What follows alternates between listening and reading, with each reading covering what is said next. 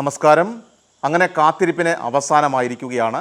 ലോക്സഭാ തെരഞ്ഞെടുപ്പിലെ ജനവിധി എക്സിറ്റ് പോളിനെയുമൊക്കെ ഞെട്ടിച്ച് കളഞ്ഞിരിക്കുകയാണ്.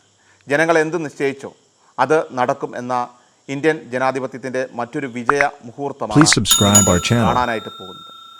ആര് ഭരിക്കും എന്നതാണ് ഇനി ചോദ്യം.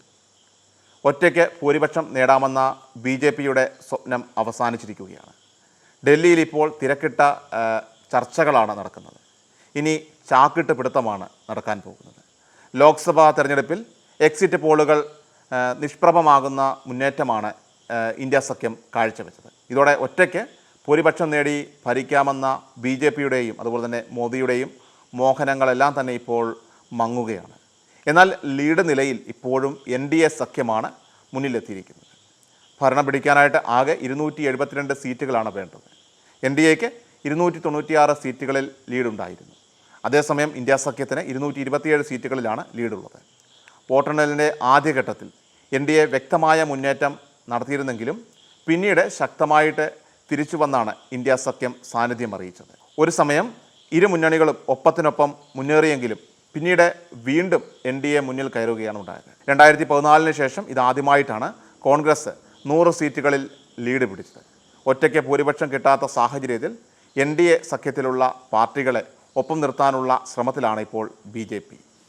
TDP അതുപോലെ തന്നെ JDU നിലപാടുകൾ നിർണായകമാകുമെന്നാണ് വിലയിരുത്തൽ. TDPയെ NDAയിൽ തന്നെ നിർത്തുന്നതിനായിട്ട് ചന്ദ്രബാബു നായിഡുവുമായിട്ട് പ്രധാനമന്ത്രി നരേന്ദ്രമോദിയും അതുപോലെ തന്നെ ആഭ്യന്തരമന്ത്രി അമിത്ഷായും ഫോണിൽ സംസാരിച്ചു കഴിഞ്ഞു.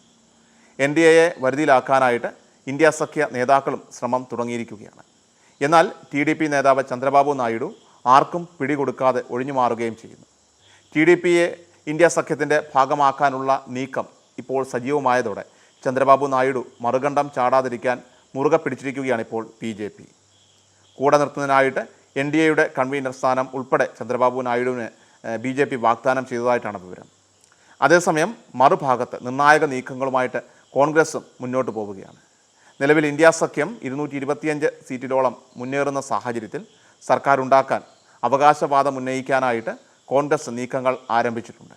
ചന്ദ്രബാബു നായിഡുവിൻ്റെ TDP അതുപോലെ നവീൻ പട്നായിക്കിൻ്റെ BJD, ജഗൻമോഹൻ റെഡ്ഡിയുടെ YSR കോൺഗ്രസ് തുടങ്ങിയ കക്ഷികളുമായിട്ട് കോൺഗ്രസ് സംസാരിക്കും. നിതീഷ് കുമാറിൻ്റെ JDUവിനെയും ഇന്ത്യ മുന്നണിയിലേക്ക് അടുപ്പിക്കാനായിട്ട് കോൺഗ്രസ് നീക്കം തുടങ്ങിയിരിക്കുകയാണ്. 225 സീറ്റുകളിലാണ് ഇന്ത്യ മുന്നണിക്ക് മുന്നിട്ട് നിൽക്കാൻ സാധിച്ചത്. 297 മണ്ഡലങ്ങളിൽ NDA മുന്നിട്ട് നിൽക്കുന്നു. കോൺഗ്രസിന് നിലവിൽ 97 സീറ്റുകളിലാണ് ലീഡുള്ളത്. അഖിലേഷ് യാദവിൻ്റെ സമാജ്വാദി പാർട്ടിയാണ് ഇന്ത്യ മുന്നണിയിൽ കൂടുതൽ സീറ്റുകളിൽ മുന്നേറ്റം നടത്തുന്ന രണ്ടാമത്തെ പാർട്ടിയും. സുപ്രധാന നിമിഷങ്ങളിൽ പക്ഷം മാറിയ ചരിത്രമുള്ള നേതാവാണ് നിതീഷ് കുമാർ. ഇന്ത്യ സഖ്യം വലിയ ശക്തിയാകുമ്പോൾ അദ്ദേഹത്തിൻ്റെ നിലപാടുകൾ നിർണായകമായിരിക്കും. നിലവിലെ സാഹചര്യത്തിൽ നിതീഷിൻ്റെ JDUവും അതുപോലെ തന്നെ ചന്ദ്രബാബു നായിഡുവിൻ്റെ തെലുങ്കുദേശം പാർട്ടിയും ഇന്ത്യ മുന്നണിക്കൊപ്പം നിന്നാൽ 30 സീറ്റുകൾ കൂടി ഇന്ത്യ മുന്നണിയിലേക്ക് എത്തും. JDU നേതാവ് നിതീഷ് കുമാറിനെ പ്രധാനമന്ത്രി സ്ഥാനത്തേക്ക് പരിഗണിക്കണമെന്ന ഒരു ആവശ്യം മമതാ ബാനർജി അടക്കം ചില സഖ്യകക്ഷികൾ മുന്നോട്ട് വച്ചിട്ടുണ്ട്.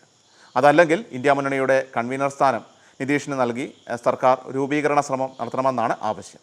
സഖ്യകക്ഷികളുടെ ആവശ്യം പരിഗണിച്ചുകൊണ്ട് അത്തരത്തിലൊരു നീക്കം നടത്താൻ കോൺഗ്രസ് ശ്രമിക്കുന്നുണ്ടെന്നാണ് പുറത്തുവരുന്ന വിവരം. 400 സീറ്റെന്ന പ്രതീക്ഷയിലായിരുന്ന NDAക്ക് ഇപ്പോൾ കനത്ത വലിയ ഒരു തിരിച്ചടിയാണ് ഇത്തവണ ഉണ്ടായിരിക്കുന്നത്. കോൺഗ്രസിൻ്റെ വോട്ട് ഷെയർ കഴിഞ്ഞ വട്ടം 19%. ഇത് ഇത്തവണ 24.84% മാറി.